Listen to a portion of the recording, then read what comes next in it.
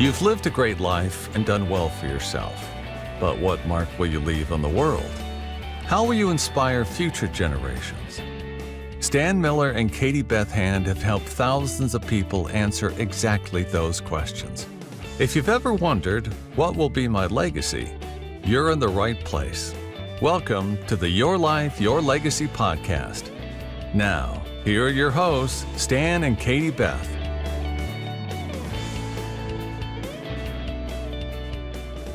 Welcome to the Your Life, Your Legacy podcast with your hosts, Stan Miller and Katie Beth Hand.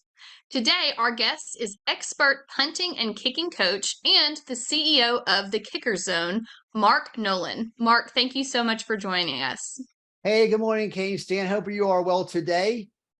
We are so excited to have you on the show. We have a great show for our listeners. And so let's go ahead and dive in. So to give a little background for all of our listeners, tell us a little bit about your background and what got you into coaching. Sure. I love telling stories. I'm Irish Catholic. I come from a family of 7 kids, so being around sports my entire life and having lived it. I was home from college one summer, and our mayor of our town, our small town of Barrington, New Jersey, it's just in South Jersey, or exit 3A for those of you who are fellow New Jerseyans. That's what we talk about. We're always off an exit.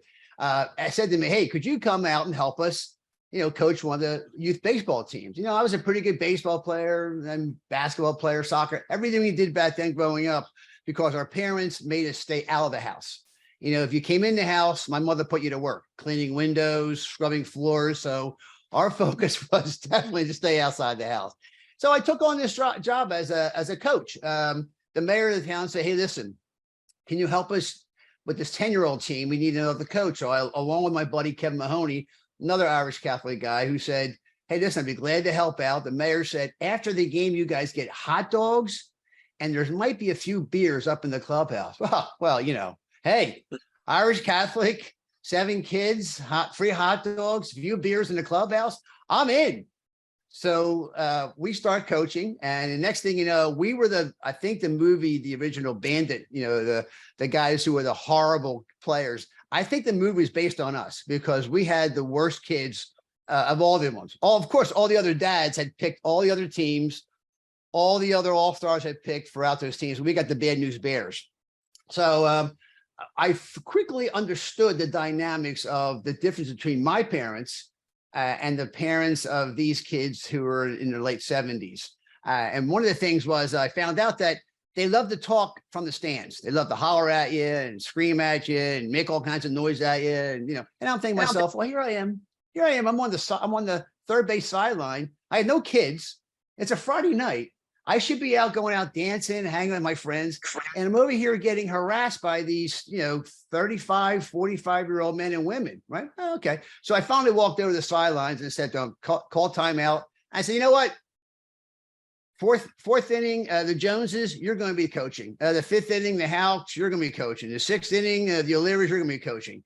And I started to myself, thinking to myself, wow, this is completely different than how I grew up with my parents. My parents never would have done these things. So throughout that season, I then took that responsibility on. The following year, I learned that the same mayor of the town wanted me to start a soccer organization because I was a pretty good soccer player. And I said, be glad to. So I started that organization, which still to the day, 40 years later, is still in existence. And we started, and again, same thing. The theme was parents, right? Coaching young kids. We had about 300 kids in the program. Next thing you know, the parents took over. A couple of the parents got caught stealing money, believe it or not, from the concession stands, a couple $100 back. So, I started learning all these different things. The theme was, I love coaching youth athletic sports. I love helping young kids out. I love helping kids who are socially, economically challenged. I love I love Special Olympics. I love just being able to train kids. And then my passion really took me into punting and kicking, because when I was 9, I started my punting routine. I took the reins of being the punt, pass, and kick champion at our local area, and went all the way down to the national level. And you know what? That's what really got my passion going, is just being able to punt and kick and have discussions. Went to high school, went to college, kept on training kids, kept on training kids, kept on training kids. So over the years, whether I was in active duty or whether I was just running a company as I was as a technology guy, I always loved to train young kids. And I always think that's God's plan. You know, God's got our plan for us, and we can either accept it or we can go, I'm not doing that. So I didn't accept that for a couple of years, but then I really said, this is my aha moment. You know, this is the legacy, to your point, that I want to create. And not for me, it's really for the kids. So those kids can have a positive experience as they go through high school or college or pros. And, you know, probably the greatest thing I hear from parents and mostly the kids I train is 3 words. They say, thank you, coach. That's probably the greatest thing I can ever hear from these kids. And here I am. So I'm the longest serving active kicking and punting coach in the United States. I've been doing it 48 years, and I've done it all on part-time basis. I've trained thousands of kids and their mothers and fathers. And, you know, I've written a couple different books. The one was a journey about our son's own journey. And then my recent one, the college athletic scholarships. And honestly, Katie and Stan, I was happily retired. I was chilling out, and then this thing called the pandemic hit us. We couldn't train anymore. The kids couldn't train. They couldn't go to school. They were locked down. We were locked down as coaches. Nothing was happening. So I call the NCAA, I call it the National Cartel Athletic Association. That's my nickname for them, because they've done things that have really hurt these kids in the long term. And I'm talking about high school kids that are trying to get college athletic scholarships. So when I saw what they were doing and I had done all this research, I said, you know what, I'm going to step out of retirement. It's kind of like the mafia. You know, I hate this, not Nick the mafia, but it's kind of like that a little bit, where you're like, they pulled me back into this. I said, so I'm going to write another book. Just like I wrote my other 2 books, it was about experiences that I've had and experiences that others I've helped or tried to help have had.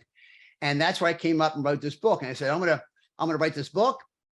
I had no idea where this was going to take me, you know, but in my book, in my foreword in my book, I talk about, you know, Alice in Wonderland and the Cheshire Cat, where she walks up to the Cheshire Cat and says, hey, you know, where do these 2 roads go to? And the Cheshire Cat says, well, where do you want to go? And Alice says, I don't care. And the Cheshire Cat says, well, basically it doesn't matter what road you take.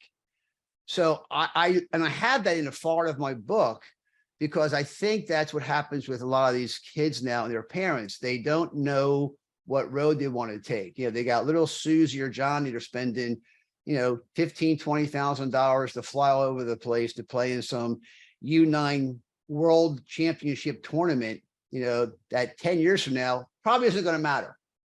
But hey, you know, it's all about the money for them, right? It's all about getting that ring or the buckle. Or, I mean, I ran into a kid who literally has a rodeo buckle, world champion on it. And the buckle, I think, was bigger than his entire stomach. He was like 8. I'm like, it's just so I hope that answers your question. It does. No, that was a great answer. And for our listeners, a little bit of background. So Marc's new book is called The Journey, a roadmap for every football kicking specialist and their parents. And so let me throw this out. I actually have a background of working with kids. I was in ministry, children's ministry for years and years, loved working with children. And one of the things I say I just cannot agree with you more on is the importance of not only teaching the kids, but incorporating the parents. You can work with kids all day long, and it will not be nearly as successful as if you can incorporate the parents. And so I love that parent involvement is such a huge thing in every aspect, it seems like, of what you do, whether you're writing a book or whether you are having them come coach along with you on the sidelines, which makes that story made me laugh, because as a person who has dealt with some difficult parents in the past, it's easy to sit on the sidelines and heckle, right? But when you're out there game and you're the one coaching the kids, it's a little bit different. So I love your view of parent involvement, and you know, it builds a stronger family, it builds stronger, more resilient children, and it builds a better program, whether it's soccer or football or some other ministry or program out there. Parent involvement is truly I would say one of the foundational blocks for children's success. So I love that that's a huge part of everything that you do with your journey. Thank you. You also have, okay, so let's back up. So to talk about your book, so The Journey, a roadmap for every football kicking specialist and their parents, what can our listeners expect from that? Is that your Alice in Wonderland? You can take this road or this road, and here's your roadmap for it. No, well, I had to just correct you if you don't mind. Okay. So, Sure, yes. my most recent book is this one, Okay. which is the college athletic scholarships book. So my journey was the second book. Okay. My first book was a technology book. This one is really my 48 years of coaching baseball, soccer, basketball, football, track and field. And I have pictures of me, believe it or not, from 1978 in this book of me with my fro on, right? Irish Catholic fro with my hair over my, my baseball cap, which is kind of funny, right? And you probably got that maybe off my website because there's 2 different books on there. So you may have just gotten a little bit.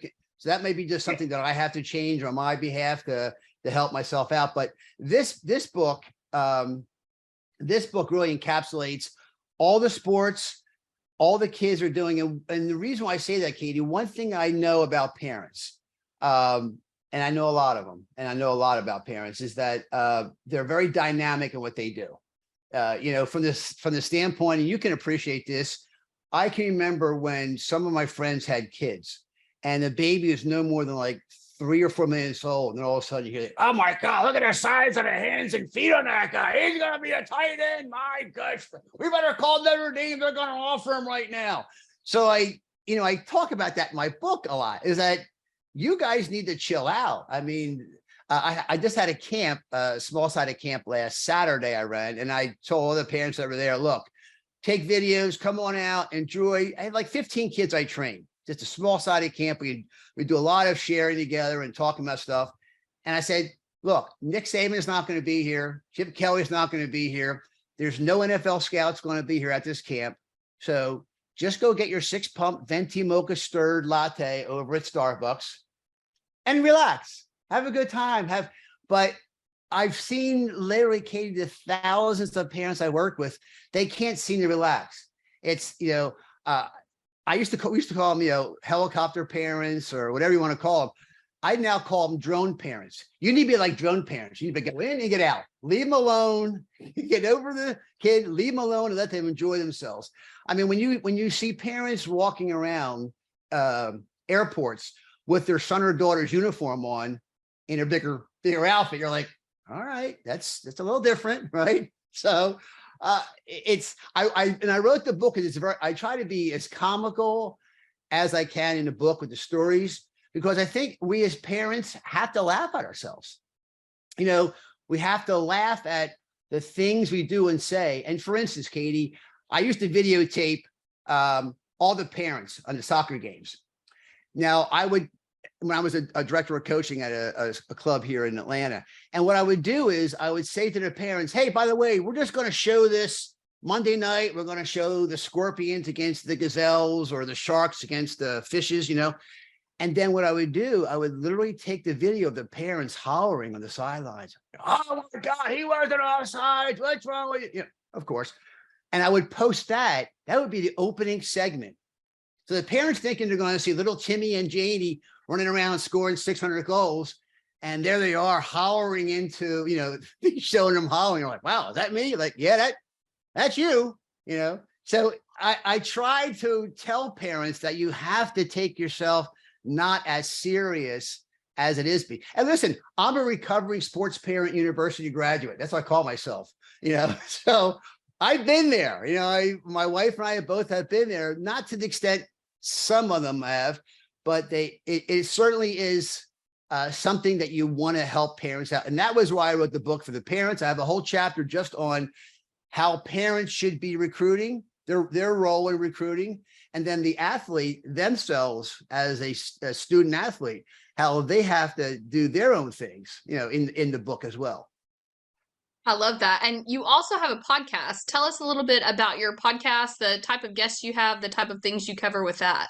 Sure. So my podcast is called Don't Outkick Your Coverage.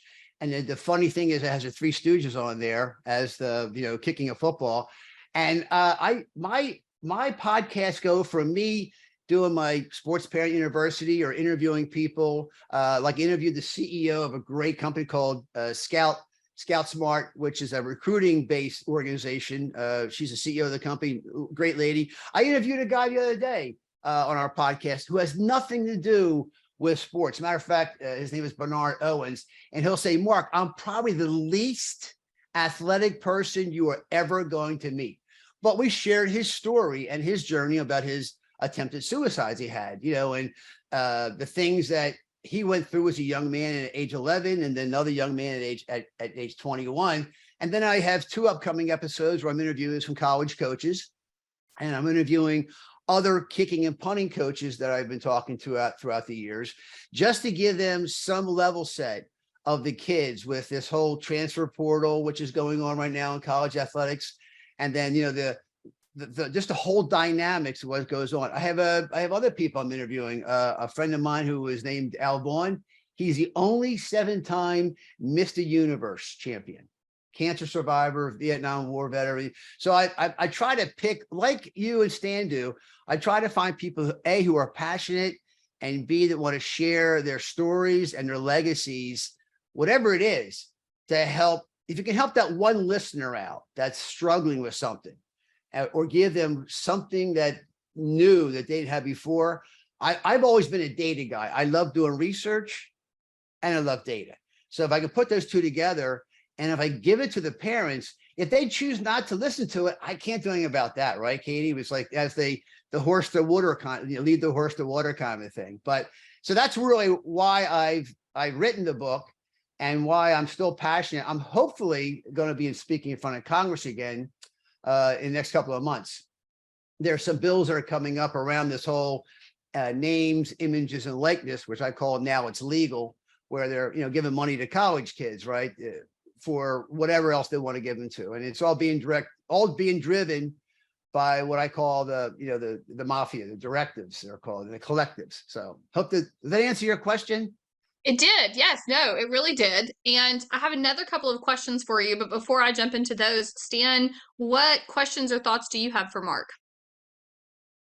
So, yes, Mark, we have a lot of listeners on our podcast who are parents, but their children aren't athletic. I would say that my parents were parents of children who weren't athletic.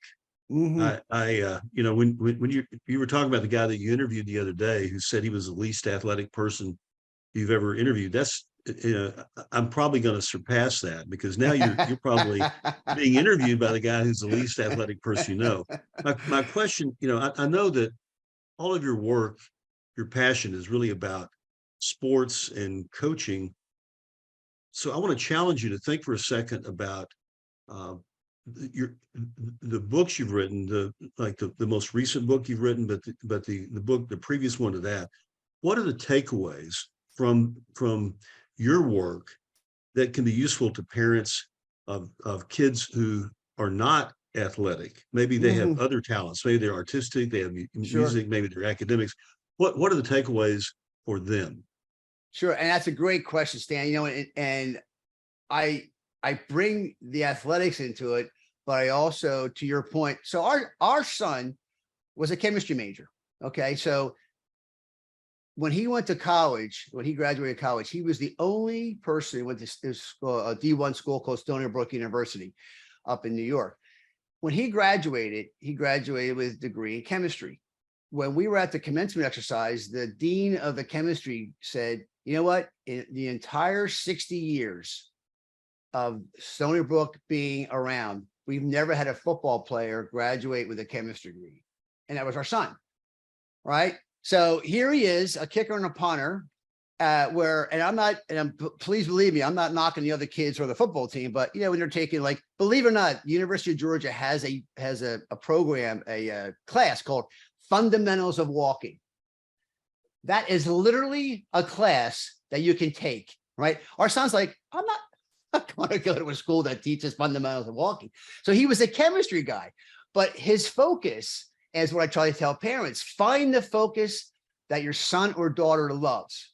whether it's sports, whether it's academics, whether it's doing something different, find that focus. And when you find that passion in your child, that's where they're going to succeed. I tell you, Stan, I had a young kid that played soccer many, many years ago, little 9-year-old guy, great kid. But when he was playing soccer, you see him sometimes, he's out there shooting the airplanes up in the sky, all that kind of stuff. Clearly didn't want to play soccer. I take him out of the game. Come on over here, sidelines. He sits down with me. I sit down right next to him. I said, so, by the way, he said, you're really enjoying this? Yeah, it's okay. I said, well, listen, what really gets you going like every weekend? What do you really like to do? He goes, you know what, Coach Nolan, I just want to go camping and fish with my dad. So after the game, I walked over to his dad. Now, the dad had already bought him the $300 pair of orange, soccer shoes, right? And everything else going on. And I said, hey, Frank, by the way, your son told me this today. And when I told him that, he says, that just blows me away. I had no idea that my son wanted to do that. He said, so we'll finish out the season. We'll continue playing. I said, hey, listen, do me a favor. If your son wants to go camping with you every Friday and Saturday night, you don't need to play soccer anymore. Go take your son camping and fishing, because that's what your son wants to do. He wants to go hang out with his dad on weekends. So again, to my point about the athleticism side of the house, it's not even that. It's just that passion that those kids have. And believe me, I've seen it. I've seen band parents, with their passion. I've seen baseball parents. I've seen parents that robotics. Those kind of passions are what we want to have in our children. We just have to find that channel of being able to find that passion for kids. And, and I'll close that question with this, Dan. In my book, I talk about, when the kid comes home from, could be band practice, could be from baseball practice, it could be from robotics practice. And the parent says, hey, Johnny, how was practice tonight? And usually the kid says, yeah, fine. And then they head upstairs or they head downstairs in their basement. Well, guess what? And in my discussion with Bernard the other day, I said, you know what? Sometimes it really isn't fine. Sometimes those kids had issues going on in school that really is not fine. And you can't just go back to watching Dancing with the Stars as a parent and thinking that Johnny or Janie is okay. There's underlying things that happen from that. So I think whether, again, the athletic side of the house, I encourage every parent to find the passion that their kids have and let the kids drive the passion in the front seat of the car, as opposed to the parents driving the passion and talking to them while they're in the back seat of the car. Yeah, I love that, and I could not agree with that more. We have 5 kids, ages 14 to 4, and I thought you were like a teenager. You're so sweet. It must be the good lighting. Maybe I accidentally turned a filter on. No, but I love what you said, and I completely agree with that, because with our kids, what we found, the 14-year-old, when he was little, we put him in soccer, and he was the kid out in the field, like throwing grass like confetti, Sure. and didn't care about the game. And so what we have kind of learned over our years of parenting is exactly what you're talking about. We let our kids try new things all the time. Last year, the girls wanted to do horseback riding, so we tried that. And eventually our kids kind of, they fall into something that they really like. And some of our kids have found their passions, some of them have not found them yet. And so we love to let them try, whether it's soccer or gymnastics or flute or whatever it is. If they want to, we don't make them play a sport or an instrument or anything. We let them try it. If they love it, that's wonderful. If they don't love it, then we always finish out the season or the semester or whatever it is, and then we try something new. Sometimes it takes a while until your kid finds what they love, and maybe it's something they'll do as a career, and maybe it's something that they'll do as a hobby. But either way, sometimes it takes a while. We have a couple of kids that are very, very athletic, and then we have a couple of kids that are not at all athletic, and that's okay with us. We're letting them kind of find what drives them. So I love your view on that, and I could not agree with you more. Well, thank you. And it's funny to wrap that up. One of the things that some of the parents I talk with, there was a study years ago And I think it was done by the NCAA or maybe the National Federation of High School Sports, probably about 8 or 9 years ago. And, you know, a lot of these parents will say, oh, you got to play 2 sports in high school because the college coaches. I'm like, no, that's a fallacy.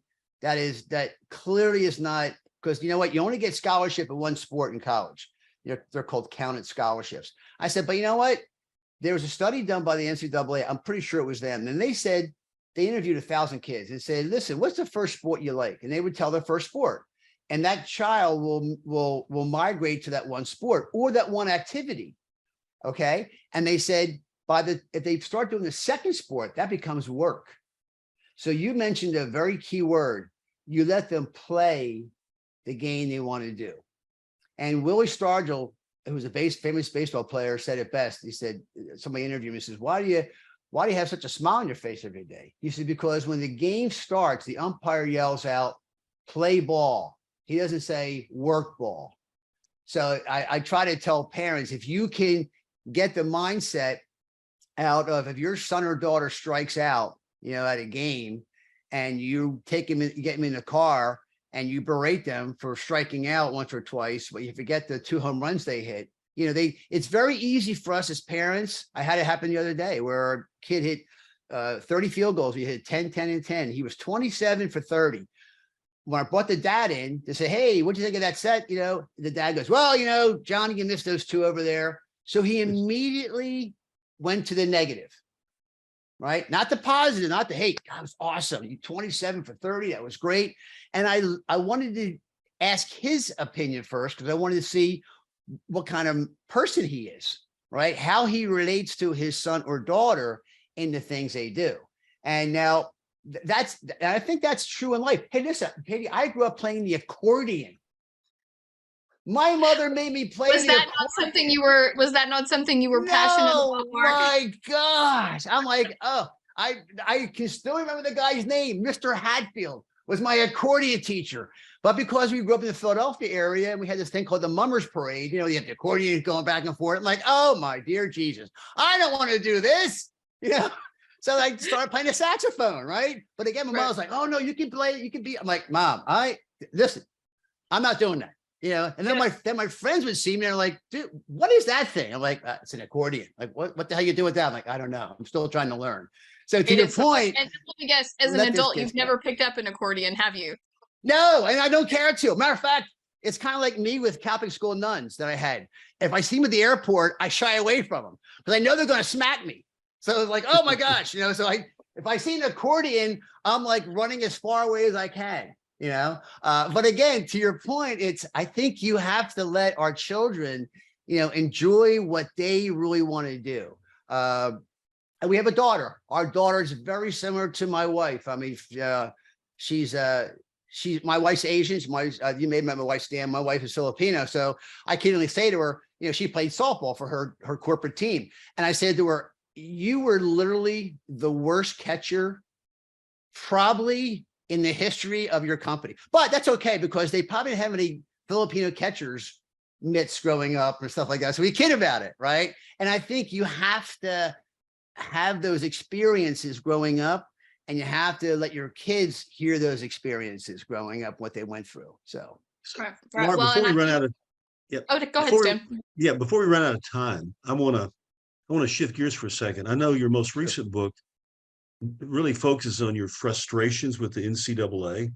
mm-hmm. You know, you alluded to it a minute ago, but I want to give you, you know, a chance to drill into that a little bit. Sure. You know, when you and I first met, that was the thing we talked about, and that was the thing that really intrigued me. And I never thought about the NCAA the way you think about it. So talk about that. Yeah, and thanks for that. Yeah. You know, in the history of the NCAA, which goes back to about 116 years, and the pandemic. So, you know, we've had 5 global pandemics since the NCAA has started. And never in the history of the NCAA have they closed down sporting events. Never in the history of the NCAA have they done anything, taking stadiums out of play and revenue and all these kids. So I believe that they really are. I believe that they're such a one style of a mafia-driven organization, because when these kids sign these contracts, it's a contract of adhesion. It's you must do this, you must do this, you must do this, you must do this. And then when they changed the 6-year eligibility, which basically said, Stan, we're going to take all those college kids who should have graduated college, we're going to give them another year of athletic scholarship money to play. Now, the high school kids who were coming in the next year to take over the next athletic scholarship, they were told, sorry, the NCAA has said, we're going to give Johnny and Mary in the different sports another year of eligibility. So all those high school kids who had contracts they were going to try to sign with the NCAA for the schools they're going to, they said, you're out of luck. And then the NCAA went a little step further. They went and did this thing called the transfer portal. Again, the transfer portal is designed to let kids who are college level kids, all of a sudden, if they don't like the school they want to go to, in the past, if you didn't like your college, you had to sit out a year. The NCAA has come back and said, hey, you know what? If you don't like your college anymore, your coach or anything like that, you can now go into this thing called the transfer portal. And you can go to any school you want to, as long as NCAA school, any school you want to go to, and you can transfer out of that school into another school. And that other school may have a kid that's already been trying to get a scholarship. So my point is, I interviewed about 60 college coaches. I said to the question, if you had your choice between an 18-year-old kid who's playing baseball, softball, basketball, soccer, or a 22, 23-year-old college kid that's got college experience, gets college grades, has college films, that's a few more years older, if you will, mentally wise, which person would you take to be on your team? And you almost unanimously, they said, oh, well, if I'm a college coach, I'm looking at it from a standpoint of all I care about is my winning attitude. I mean, I want to win, because that's how I get paid as college coaches, right? I mean, Kirby Smart doesn't get $10 million a year at University of Georgia because he's a nice guy. No, he gets paid $10 million a year because he wins national championships, just like Nick Saban did and all the other guys. So that's why I think the NCAA to me, I think it should be abolished. I would love to see the NCAA go away, just because they're a bloated quasi interagency government with a bunch of different, I don't want to call them dons, if you will, from the mafia, but they have, everything. They got the Pac-10, they got this one, they got that one. They all have their little groups of pockets of money. And they're about $1 billion a year in revenue, the NCAA. $1 billion a year. The sports industry, Stan and Katie, in the United States is an $18 billion a year industry. So, you can't go anywhere in the United States any weekend where there's not some tournament going on somewhere in some state where parents are flying in and out of for little Johnny to 9, 10, 12 years old. So that's my rant, if you will, of why I believe the NCAA. And now the NCAA has screwed up so much, they are now asking Congress, literally today, there's a meeting in Congress going on. The NCAA is asking Congress to step in and take over these issues. I mean, Congress, they're the last people I want to have to take care of a problem. Are you kidding me? Right? So that's why I'm passionate about, and I've seen so many kids, Stan and Katie, that had scholarship offers that now lost those scholarship offers. And now they're a walk-on at another school, or they've even stopped playing sports because of it. So it's really a tough thing right now for these high school kids and their parents. And the parents just don't know. Guidance counselors, high school guidance counselors really are not equipped to what's going on. They don't know the rules and regulations. The high school coaches, some of them get mad, but for the most part, they don't know. So it really is a big mess up from my standpoint. Yeah. So what I'm hearing is you're saying it's about money and power, not about growing good kids. Oh, absolutely. Absolutely. It's all the NCAA. It's always been about money and power for them. It's that contract of adhesion where it's all about them, how they do things, where the revenue comes. The NCAA does, they give out revenue every year to the different organizations. So they send money out to the Pac-12 or the Pac-10 or the Big Ten, and it's all around the money, revenue driven. And that's why the final thing I'll say to you is that's why this NIL, this names, image, and likeness, it's all about the social media. It's all about everything being driven by social media for the likes and for their names and for their images. And I think it's just going to fall apart. I would hope my legacy would be 20 years from now, Stan, when you bring this interview up, the NCAA is gone. I wish it was 20 minutes from now, but that's not going to happen. You know, that was one of the questions we had for you that we usually use to kind of close out and wrap up the show is, what do you hope your legacy is? And you just hit that for us. And so I love that. I love that. My final question for you, Marc, is you've been in this business you've been in the game for a long time. If there are parents listening that are parents of athletes and you could give them one bit of wisdom in proceeding with their children as athletes and as future athletes, what would that advice be? I would tell them to relax. I would tell the parents to be more like Ozzie and Harriet, and not like I don't even know how I can equate to a current TV series with crazy parents. But I would ask them to relax, because it really should be about their kids. It shouldn't be about them. And I think sadly, a lot of the times it becomes about the parents, and the kids really just want to play. The kids just want to enjoy themselves. They want to form relationships with their buddies or budettes or whatever it is. And I think the longer term effects, listen, I used to love my discussions with our son traveling. He and I had some great conversations going on. Our son was more the athlete.